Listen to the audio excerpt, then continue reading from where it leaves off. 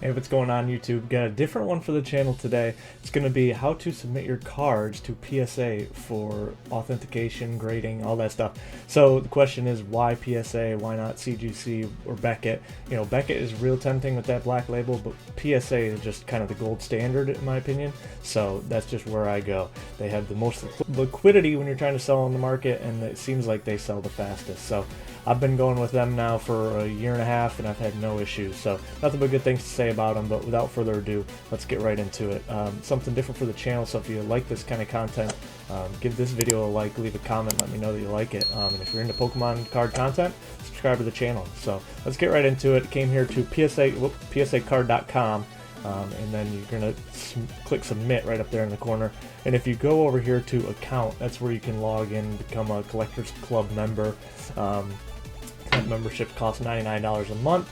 So the question always is, you know, is it worth it or anything like that? Well, if you're grading over 100 cards, it's about $1 a card, so it becomes worth it, you know, if you're starting to grade that many. But if you're just starting out, you want to dip your toes in it, you might not need it right away. Just kind of send 10, 15, 20 cards just to start the process, because you don't need the membership for that, and see how it goes, see if you like it. But let's get right into it here. I've got a stack of about 38 that I'm going to be going, and it's February 5th at the time of recording this, so they've actually got a nice little deal going on that I'll show you about.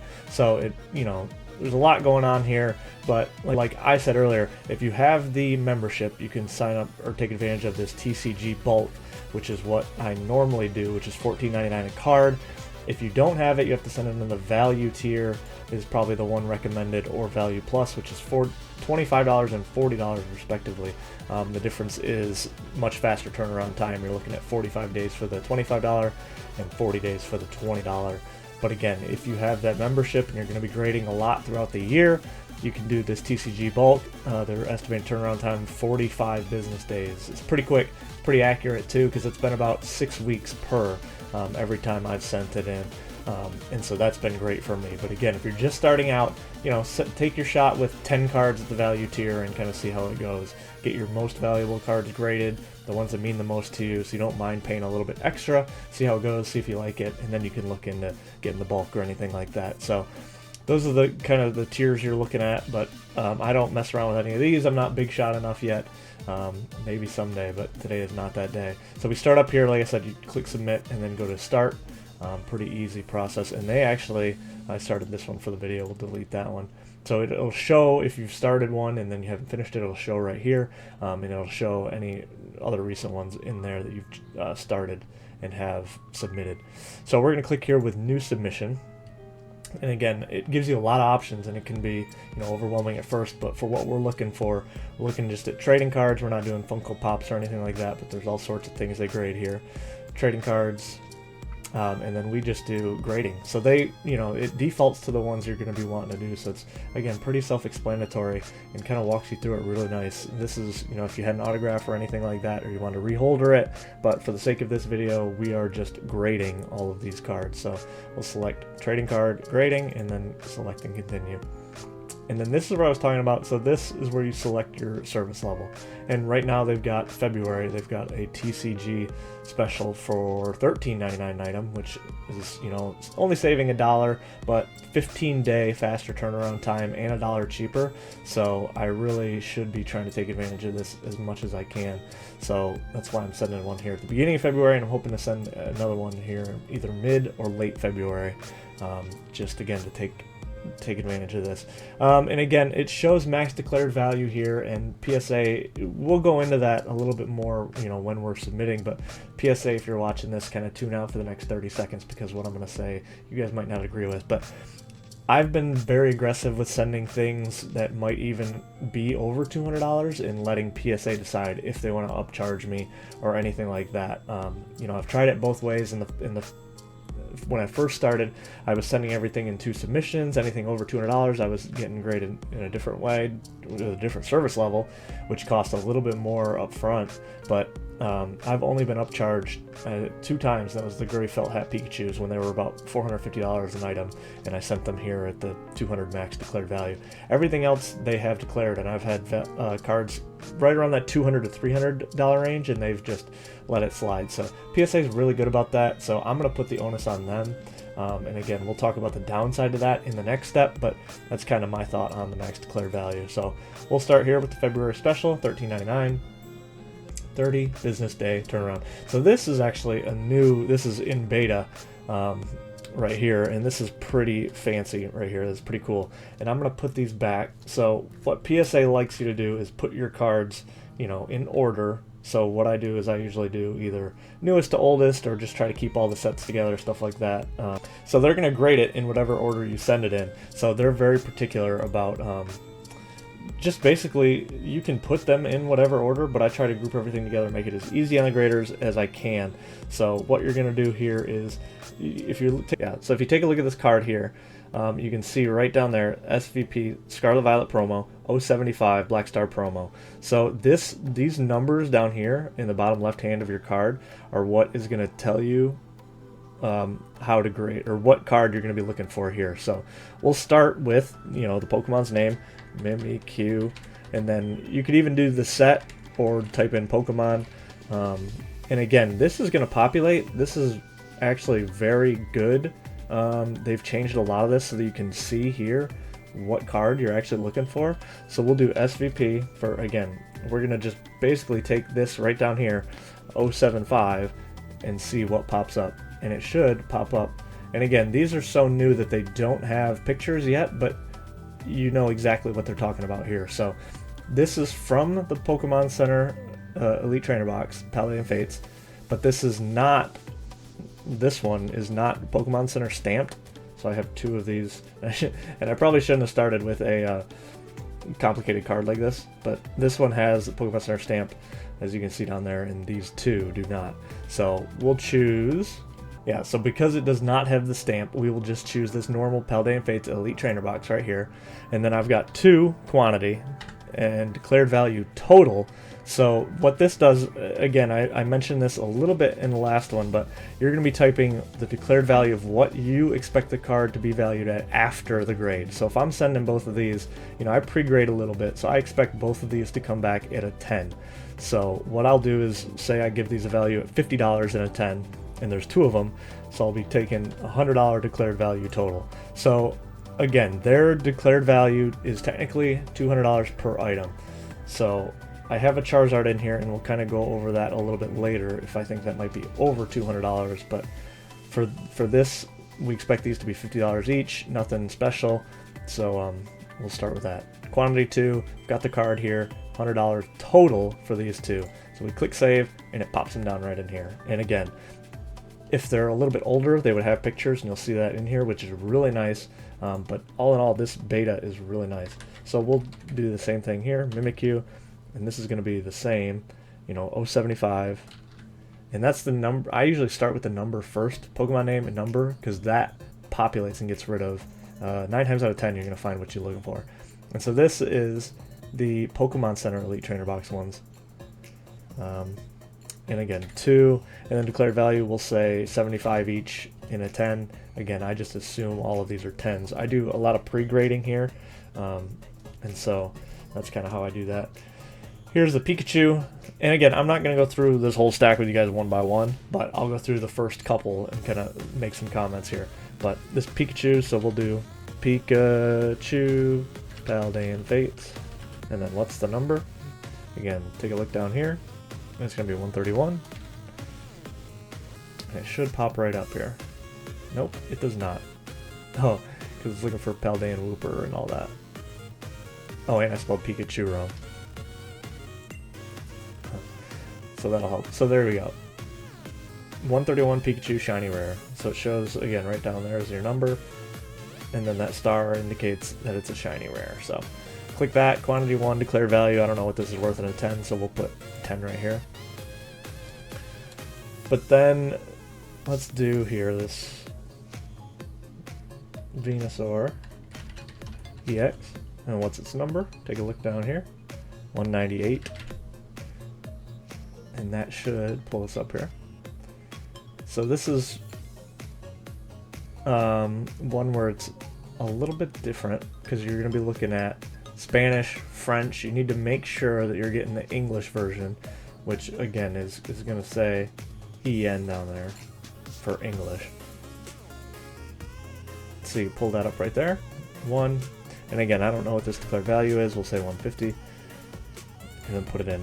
The picture actually populates on that one because the set's been out a little while. But then this Charizard here, Charizard EX from 151. Its number is going to be 199, the one after PSA. And so again, you're looking at, this is Dutch English is the one we want. Quantity 1, and then declared value. So this is one where its declared value is probably over $200 if it hits the 10. So the downside to me putting $199 in here is if I mail this card into PSA and it gets lost on the way, or they do something, they damage the card, they will only give you money back based on the declared value. So if this card is actually a $5,000 card, they're only going to give me $200. So that is the big downside to putting a declared value of only $199. The upside is when PSA gets this and grades it, they might not upcharge you to the $19.99 or $24.99 tier. So again, it is a little bit of a risk for sure, because if your card gets lost, you know, you won't get the full declared value back, or if they damage it, they won't give you the full declared value back. They will only give you what you put in here. So if you put it's only worth $199, you're only going to get $199 back. So that is kind of the risk, but for me, I think it's been worth the risk for what I've sent, because, well, for one, I'm not sending like $5,000 cards. This is, you know, a $200-$300 card. If something does happen, you know, I'll be out. The difference between the declared value and what it's actually worth, but in my opinion, it happens so rarely that it's just not worth taking that risk. So for me, I put in $199 on almost all of my big cards, and let PSA decide if they want to upcharge me. And if something happens to it, I'm rolling the dice. I insure it with the USPS when I get there, so I'll show you that. I insure it for, you know, what I think it's actually worth, so that if something happens there, I can get my money back potentially, but this is for PSA only. So that's kind of the risk you take with that, but for me, I think it's worth the risk to let PSA decide if they want to upcharge you. So now I'm going to go in, fill in the rest of these. I might like fast forward, do a fast forward montage so you guys can see what the process looks like, but I'll put in all of these and then I will see you on the other side to see what is the next step. So I'll see you guys in a little bit. Peace.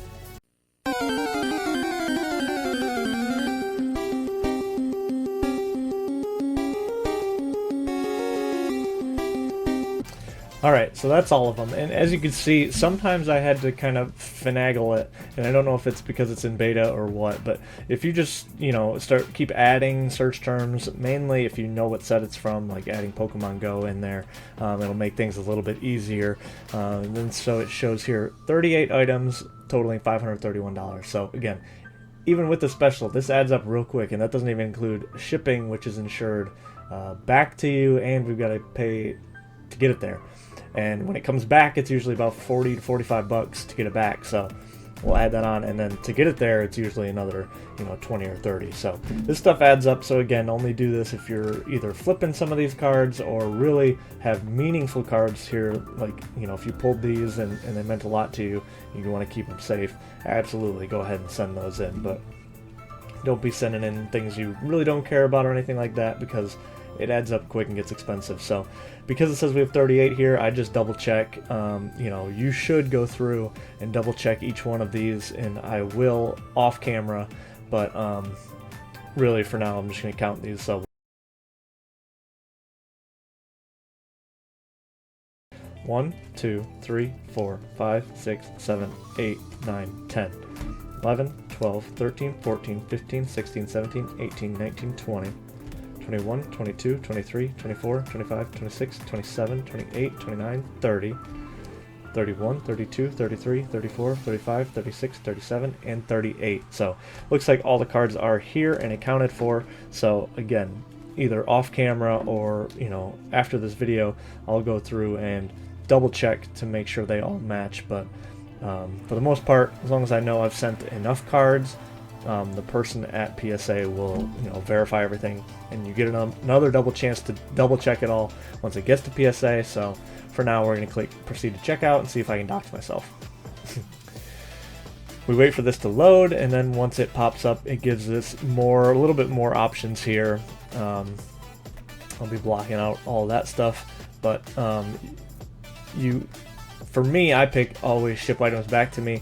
If you're interested in the PSA Vault, they do have free storage, manage your collection digitally, so you can tell them either to send it back or if you want to withdraw it or sell it, and then you can list again to the golden weekly auctions. But me, I'm an eBay guy. I like to have the cards in my hand.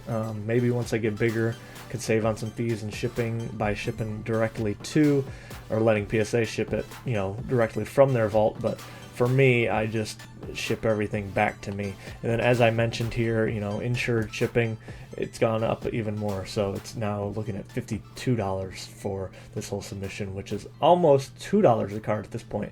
Normally, I generally say it's about $1 per card. So again, the more cards you can send out in one submission, generally better, because economies of scale, it's going to be a little bit cheaper for you. So we're looking at almost $600, and that doesn't even include what it's going to cost me to get it to PSA, so that's a little bit more here. So I'll be right back. You enter, so after you select ship items back to me, you put in your return address, and then a payment method. And what's good about it is the payment method does not actually get charged until your cards have been graded. So it's not, you don't pay up front, you actually pay once the card grades have been revealed and they're getting ready to ship back to you. So it gives you a little bit of time. You have to manage your finances a little bit, but again, I think it's better than taking it up front, because like I said, it takes 45 days. So for that whole month you're kind of waiting, they don't charge you right away. So that's pretty good. So I'll be back. Well, actually, I'll just click review order and then we can move on. But like I said, that's all that's on this screen, but I've got it blacked out just for security purposes. So we click review order once you've entered in your payment information and all that, or review, and then you get another chance here to review your submission. So again, I will do this off stream or off camera. Just go through and double check what you're sending, everything looks right. And then after, again, it shows where you're shipping the items, if you want them back to you or if you want them to hold it, what your payment is. Then you just click here to agree to the terms and services and click place order, and then you're ready to go, ready to get shipping. So I'll show you that step 2 here. We'll click place order and see what happens.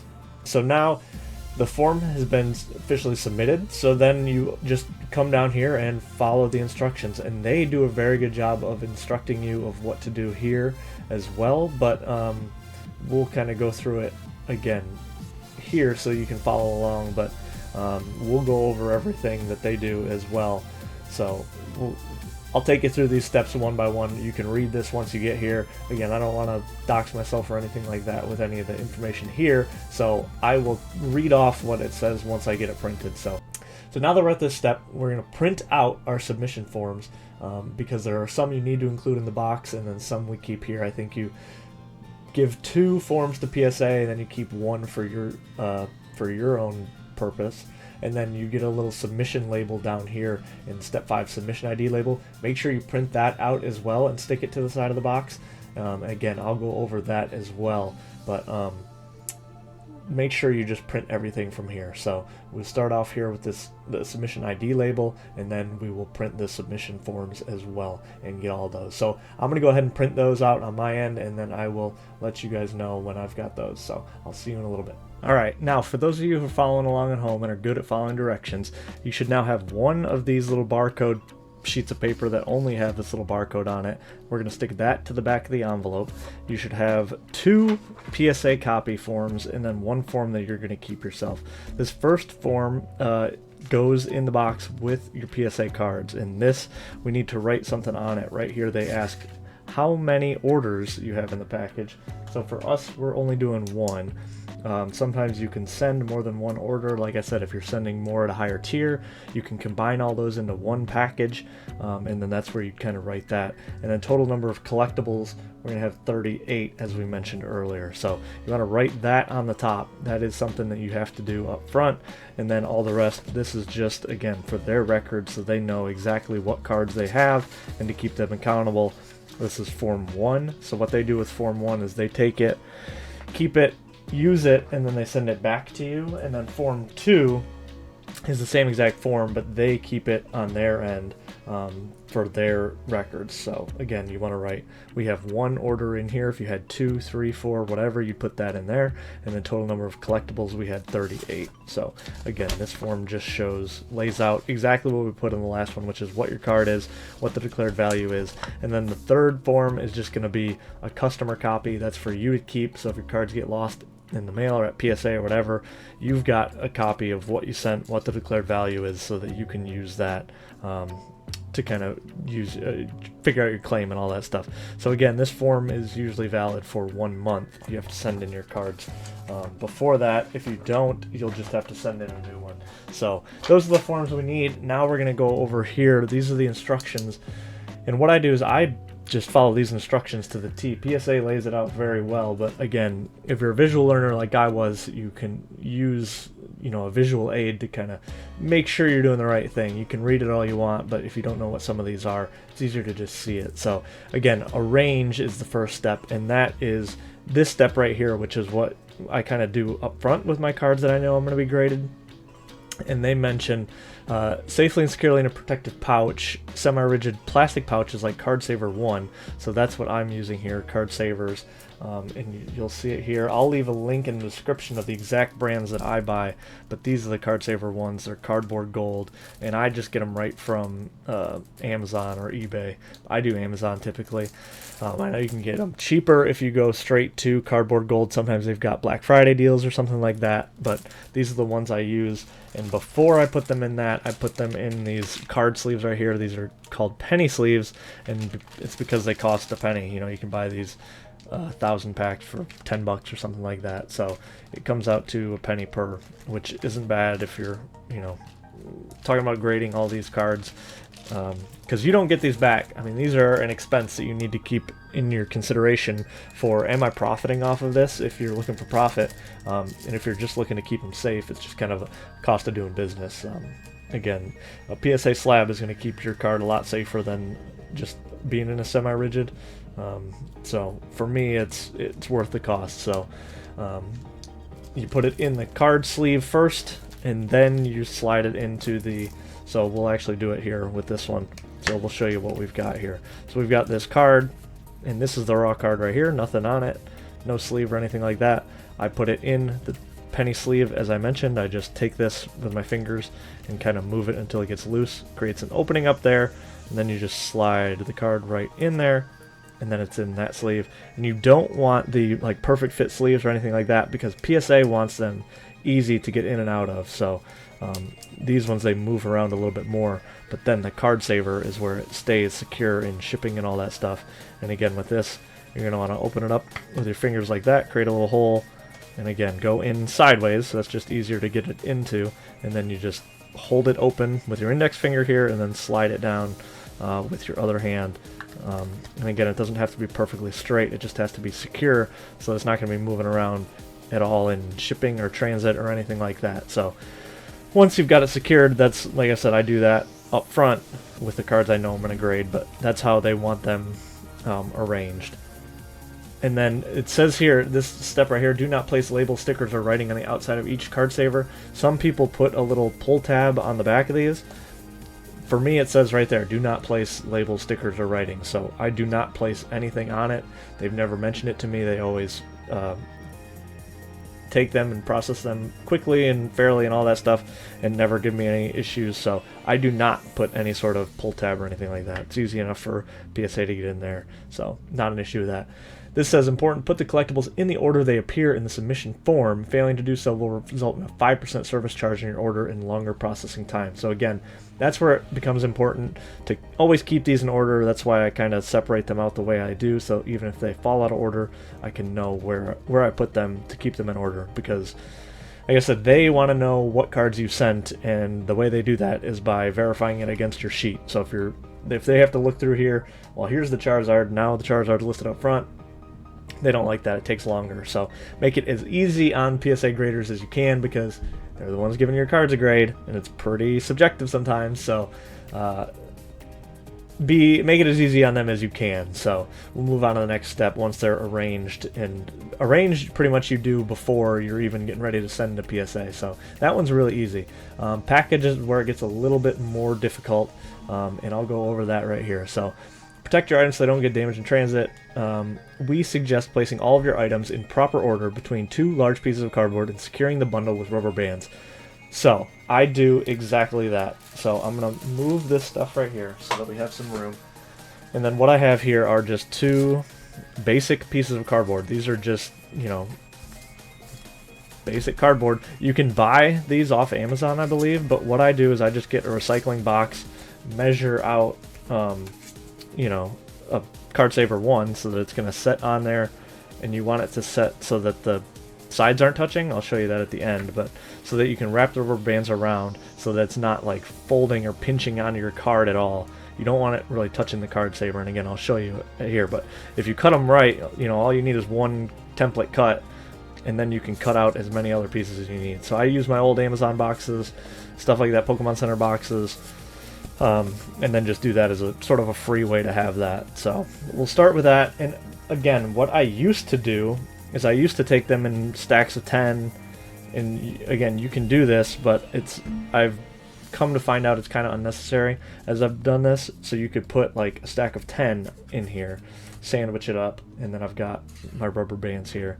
So take a stack of 10, put the rubber bands around it, and then you could ship this little piece as, you know, ship it in packs of 10, so there'd be almost 4 of these. But for me, I've found that it's just as safe and just as secure to just bundle them all in one big bundle. I used to think that, you know, the rubber band or them sitting on top of each other might cause something to be even more strained. You know, you don't want the rubber band to be bending them while they're in transit, but you'll see here they don't. The rubber bands don't touch them. It just really keeps them securely. So as long as they're in the right order, you can make a pretty big sandwich. I think I do up to 50 in one little brick here. Anything more than 50, and I'm going to be separating it out into a second brick. But as long as it's on there, and again, I'm looking at the sides here and make sure there's cardboard. You can see right down there, cardboard going all the way, because I don't want the rubber bands touching the cards itself. I want them touching the cardboard that we have in place. So I'm going to take a rubber band, do 2 little loops like that, and again, on this same thing on this side, I want them not touching the cardboard, so I want them kind of to be sitting there like that. So take the second one here, and once you get the first one in place, it's even easier to do the second one, or second and third. So now you see here that it's bending the cardboard a little bit, but it's not touching the card itself, which is exactly what we want. So that's on both sides. You just kind of push them even closer to the middle if they are, and again, the way you've cut them is so that they're not going to be pulling. And again, this side's a little close, so we might even push those that way, push those up from the back, and then that way you can see a little gap going all the way through. So that's what we like to see. See that little gap all the way through? Yep, so you can see all the way down. So again, you don't want it touching. We'll put a third one on just for security. This one I don't even do you can do a double if it fits. We'll do that right there. So that's even more secure.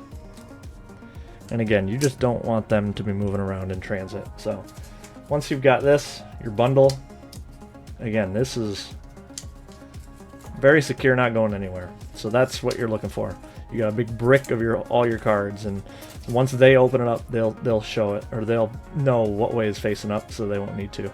And then, you know, there's a little bit of movement if you push them, because again, you don't want it to be super tight that it's pulling on your cards. So you see that little bend here, you just don't want them touching your cards. So as long as they're not touching, you're going to be fine. So it'll bend and all that stuff, but we're going to put bubble wrap around it and then bubble wrap in the box so that your cards don't move at all. So that's what we're looking for here. So I'm going to go grab some bubble wrap. I forgot to grab some of that. And again, I'll put a link in the description of the exact bubble wrap I use. And then that's what the next step shows here. Wrap bubble right here. wrap bundled items in bubble wrap or similar packing materials. So that's what I use. I use bubble wrap. So we'll show you what I use there. So I'll be right back in 1 second. So here is the bubble wrap that I use. Great camera angle there. We'll just hold it up here. Here's the bubble wrap I use. It comes again from Amazon. It comes in a huge box. There are these little sheets that are like 1 foot, and then it's got little ridges that you can rip off, little 1 foot sections. So here, I think it's 1 foot is right here. You can see it's a little rippled. So we're just going to rip that right here. And then we get a sheet that looks something like this. So that's one. Typically I wrap it twice. So I might even do 2 here. But we'll see. I just put my little cardboard brick here. Again, just make sure it's secure. It's not going anywhere. But if there's 3 rubber bands that are tight around it, that baby's not going anywhere. So we just fold it up like this. And if you're, ever wrapped a Christmas present or anything, you know how this works. You just kind of fold it up, fold up the sides, flip that up. And what you can do here, once you've got it, again, is you can either tape it like a Christmas present, or what I do is I just leave it like that, leave it wrapped. I might put 1 piece of tape there, but if it's sitting down in the box like this, it's not going to go anywhere. So what I do is I just wrap the box in bubble wrap and just put this in there like this. I don't even put any tape around it anywhere. But for the purposes of this video, maybe I'll grab a piece and just throw it on there. It doesn't hurt. So let me grab a piece of tape real quick. So got a little just Scotch tape, normal Scotch tape right here, and I'll put it right there like a little present. I can even do. No, I don't think I'll do these. I don't want them to have to fight through all this tape to get my thing. Again, I want to make it as easy as I can on them, so I think that's going to be fine right there as we put this back. So then, what kind of box are you going to be looking at? So it shows here, place your collectibles in an appropriately sized box using packing material to prevent content shifting. So, alright, so here is the exact box that I use, and it is actually a priority mail, but it is a small, well, it doesn't even say on here, but it is a small priority mail box, and the exact dimensions are 7.25 by 7.25 by 6.5. So it is a perfectly sized for PSA cards, really. And the box just comes out like this, and then again you're going to fold up the size, and then I tape it all up with a lot of tape just to make sure that it's not going anywhere. But you'll see here, these flat rate boxes are fantastic because you can either go to the USPS and pick them up for free, or you can have them create an account and have them deliver them right to your house. So these are fantastic, and it costs to ship based on weight, or not by weight on this. Anything that fits in here will just ship at one flat rate. That's why they're called the flat rate mailboxes. But what I do is fold it down like this, and then I'm going to put tape all around the outside of this. So I'll see you when I'm done with that. And what I'm using for this is just basic packing tape. You can get this on Amazon or any or even Walmart, Target, anything like that at your local stores. So be right back. So at this point I've got my box totally flattened on this side, and I've got tape going across here, tape going across here, and then tape going across this middle seam right there as well. So that leaves this whole box open. So I'm gonna try to pull this one out and show you what I do. But basically what I do is I put the bubble wrap that I had earlier around each side. So I put a bubble wrap on the bottom, left, right, back, front, and then I do put in my cards, and then I put another bubble wrap on top of it so that it doesn't go anywhere. Basically what I want is my cards in bubble wrap to not be touching any of these sides or any of the cardboard. I don't want it touching bubble wrap only. So I go a little bit crazy on the bubble wrap, but bubble wrap's cheap. These cards are expensive, so I'd rather use too much of that and make sure nothing's shifting around. You don't know how USPS is handling your package. If they're launching it, if you've seen Ace Ventura, he's shaking it around, kicking it around. I know he's not USPS, but sounds broken most likely. I don't want that to happen to mine. So I'm going to be making sure this baby's secure. So I'll show you at the end what it looks like. But I'm just using this bubble wrap. Again, ripping off a little sheet of it here. Whereas I can always never find where the perforated edges start, but there it is. So I just, again, take this sheet like this and just stuff it in there. Because again, I just don't want and it's not pretty, but we just don't want to go anywhere. So I just shovel it down in the bottom. So I will shovel all of the stuff in there, and then I will show you what it looks like. So actually that one at the bottom is looking pretty good. So I'm gonna go ahead and now put this one in here. So I'm gonna try to pull this up real quick so you can see what it looks like on the inside. So there is our box with a little bit of bubble wrap down at the bottom so that our cards are not touching anything but bubble wrap. And then I'm gonna take my cards here and just load them in. Again, you can say gently, but they're pretty secure at this point. So you're just putting them in there, making sure there's nothing, you know, again, they're not touching cardboard on this side, they're not touching cardboard on this side, and then there's space here, and that's what we don't want. So what I'm going to do is take one piece here, and then there's one piece on top, and that should be good to go. So I will grab that, kind of fast forward through it as I'm going, but you'll see what I'm doing here. Just same thing I have been doing, rip off a piece.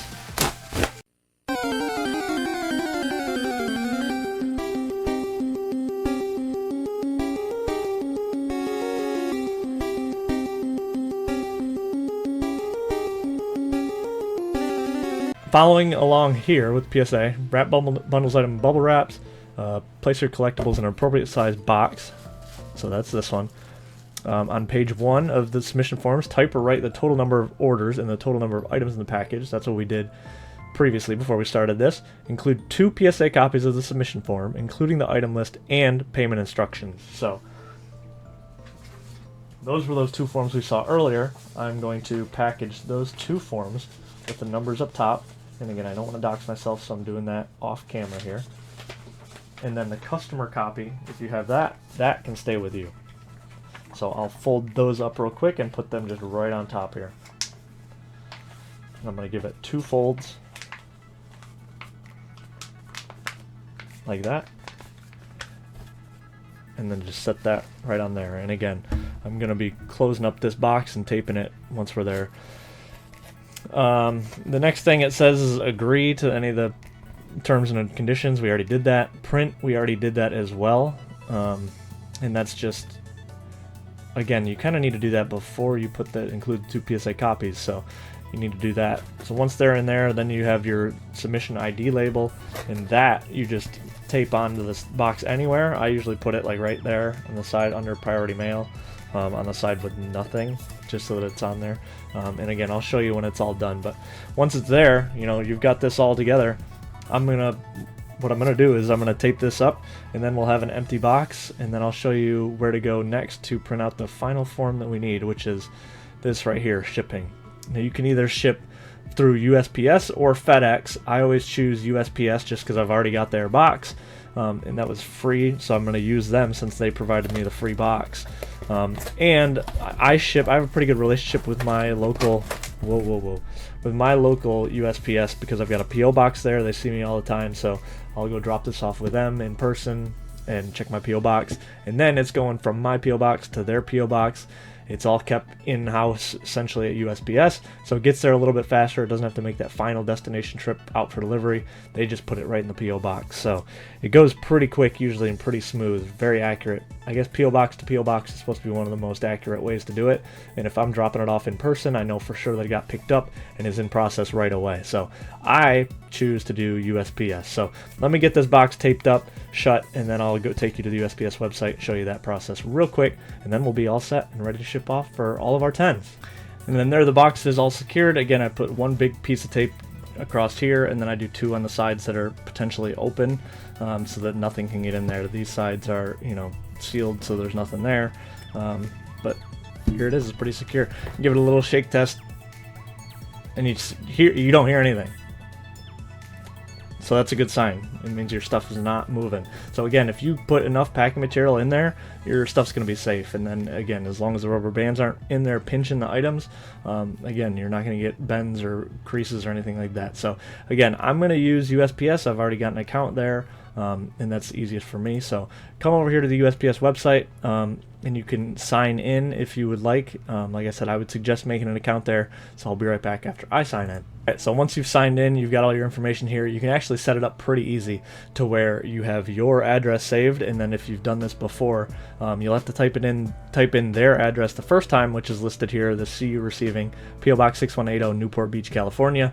And then once you've set it up, you can do it automatically. So again, do it your first time, see if you like it, and then go all in. But I would suggest starting off with a smaller submission, kind of dip your toes in the water. I know it can be apprehensive, kind of sending off your best cards. So send off something a little bit less at first, see what the process is like, see how it goes, and then go in if you like the process, if you like the feel of the PSA cards and all that stuff, if you're okay with the cost and all that, because that's the biggest thing is the cost. So quick tools, click and ship here, and it takes you right here, and we can do the enhanced click and ship. It's supposed to be a little bit easier. Business rate card, I don't even have a business rate card. I'm signed up as an individual, so we do nothing there. And then you can just come down here to create a single label, because that's all we need. So once we've got that in place, now I'll show you right down here. On the right is blocked off. That's all your personal information that you can just double check and verify and all that stuff. But again, this address book is where we're going to put in CU Receiving, United States, PO Box 6180, Newport Beach, California, 92658.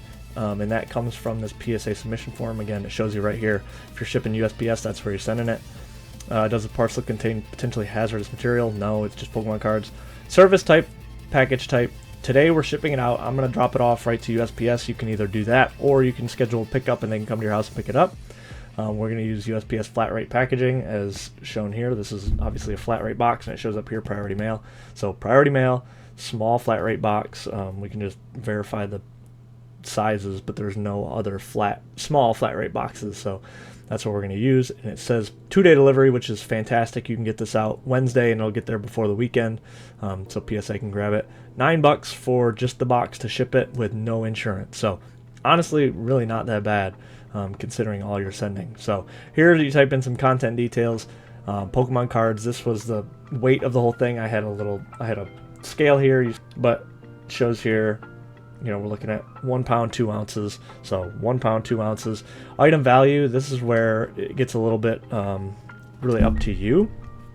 So this is for if something were to happen, your cards get lost. So there's 38 cards in here. I just put a value of $50 each. Not even sure what that equates to, but for the package value, this is the one that's important too, because it can't be more than $5,000. They only insure up to $5,000, but this is what your insurance is on if something happens to the cards or packages in transit. So this, you can be as honest as you want. You know, I put the declared value is like $2,500, but that's after grading. So these are before they've been graded. So could I get all these cards back for $1,000? Probably. You know, it would take some work, but what am I paying on that? If I click insurance right here, it shows $19.85 to insure all these cards. And for me, that's worth it. You might decide that's not worth it. You want to roll the dice. You know, 99.9% of the times USPS is going to get it there safely. But if they don't, you know, you're out of luck. There's nothing you can do if you don't insure it. They insure up to $100, and that's it. So if you're okay with only getting $100 back for your cards, that's fine. But for me, I'll pay the $20. It's, again, less than $1 per card. So I work that into my formulas of, am I going to profit on these for shipping on the front end, shipping on the back end? But for me, this amount of insurance, $1,000, is enough for me, $20, and that gives me peace of mind that at least I'm going to get something out of these if something were to happen. So that's really all you do, and then you click add to cart, and then it processes it. Brings up a label here, and again, some of this is blocked out, but you just click here, and then you can easily print it right from here. So here you just have to pay for the label, and then once you've paid for the label, you can print it out and stick it onto the box. And I'm not going to show you that because it's going to have my information on it and stuff like that, but you just paste it right here. And either if you have a label printer, print it out and then put the label right here, or you can do print it out, cut it out, and then put it down with packing tape right here. And then another important thing is, don't forget this little label right here that you have printed out earlier. You're going to cut that out and tape it right to the box somewhere. So I'm going to put mine right here on the side here so they know where it's coming from. So I'm going to print out the label, stick it on here, and then put on this other label too. So 2 labels that you need to put on there. and then I'll show you guys the finished product, and that'll be the end. So thanks for hanging in there. So I'll be right back and see you guys on the other side. So once you've got that, your box is ready to go. You've got a label on the top, and then you've got that little tiny label on the side of your box here, and that one is again important. So make sure you get both of the labels. Make sure you've got all of the packing slips in there. There should be 2 for PSA, 1 copy that you're going to keep for yourself, and then once you've got that, it's ready to go. You can drop it off at USPS, and then your cards are off to be graded. And again, typically it takes, well, it depends on what service level you send to that, but it's going to be anywhere from 1 month to about 6 weeks if you're sending it with the bulk tiers, and they've been pretty accurate about that. It's been pretty close to 6 weeks on average. So again, thank you for sticking with me until the end. This is something new for my channel, so if you liked it, leave a comment, like the video, let me know, did you like it? What can I do to improve? What did you like about it? What didn't you like about it? All of that information helps not only me, it helps the algorithm, but it helps me to kind of improve, get better at this. So let me know if you have any other questions, put them in the chat or put them in the comment, and I will be sure to answer them. I'm not big enough that I ignore all the comments. I love all the comments, so I will reply to all of them. So, and I appreciate each and every one of them. If you like this kind of content, Pokemon content, normally I'm doing either pack openings or PSA returns. I'm doing a lot of PSA returns. Follow along. We got a giveaway going. Check my previous video. It'll be right over there. Thanks for watching, and I appreciate each and every one of you. Have a great day. See you next time. Peace.